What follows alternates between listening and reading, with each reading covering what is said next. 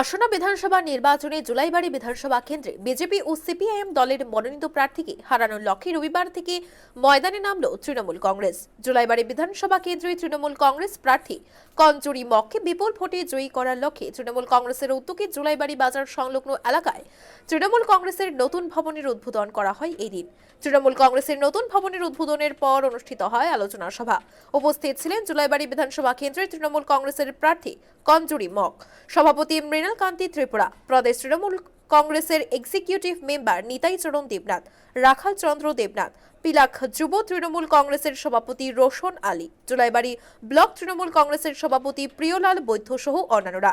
তৃণমূল কংগ্রেস নেতৃত্ব নিতাই চরণ দেবনাথ জানান, রবিবার থেকে ওনাদের কর্মসূচি শুরু হয়েছে। মানুষ পূর্বতন বামফ্রন্ট সরকারকে যেমন দেখেছে তেমনি গত 5 বছর বিজেপি সরকারকেও দেখেছে। মানুষ এখন পরিবর্তন চাইছে। তিনি আশা ব্যক্ত করেন মানুষ তৃণমূল কংগ্রেস প্রার্থীকে ভোট দিয়ে জয়ী করবে। প্রদেশ তৃণমূলের এক্সিকিউটিভ মেম্বার একজন নিতাই চরণ দেবনাথ আজকের অনুষ্ঠানের প্রধান অতিথি। আজকের যে এক্ষুনি আমাদের অফিস ঘর উদ্বোধন হয়ে গেল 38 জুলাইবাড়ি ব্লক তৃণমূল কংগ্রেস অফিস। আজ থেকেই আমাদের এই জুলাইবাড়ি বিধানসভায় আমরা সক্রিয়ভাবে আমাদের কর্মসূচি চালিয়ে যাব। আমাদের প্রার্থী শ্রীযুক্ত কঞ্জুরি মক মহাশয়, উনি এলাকারই সহজ সরল সজ্জন ব্যক্তি। উনি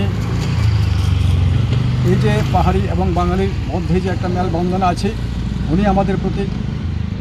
উনি নিশ্চয়ই এই ইলেকশনে আমাদের যে তৃণমূল কংগ্রেসের হয়ে উনি প্রার্থীপদ দিয়েছেন এবং উনি জয়লাভ করবেন, এটা আমরা 100% আশাবাদী। কেননা জনগণের স্বার্থে উনি কাজ করবেন। উনি একজন সাধারণ ঘরের লোক। ওনার যে সহজ সরলতা এবং সক্রিয়তা, ওনাকে সবাই যে আন্তরিকভাবে গ্রহণ করেছেন, এটাই আমাদের একটা বিশেষ গৌরবের বিষয়।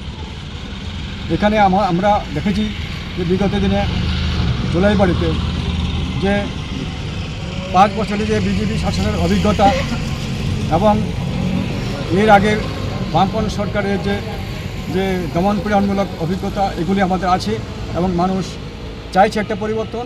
মানুষ সবাই এখন চাইছে যে কী পরিবর্তন কাকে আনবে। আমরা তৃণমূল কংগ্রেস আশাবাদী সেই মানুষের সেই গণতন্ত্র রক্ষার জন্য যে মানুষের আহ্বান, যে গিয়ে ভোট দিয়ে আমাদের জয়যুক্ত করবেন। তবে দক্ষিণে মূল লড়াই হচ্ছে বিজেপি ও সিপিএম এর মধ্যে। কিছু কিছু আসনে ফ্যাক্টর হতে পারে মথা। এই অবস্থায় 60টি আসনের মধ্যে কতগুলি আসন কার ঝুলিতে যায় তা জানতে অপেক্ষা করতে হবে 2রা মার্চ।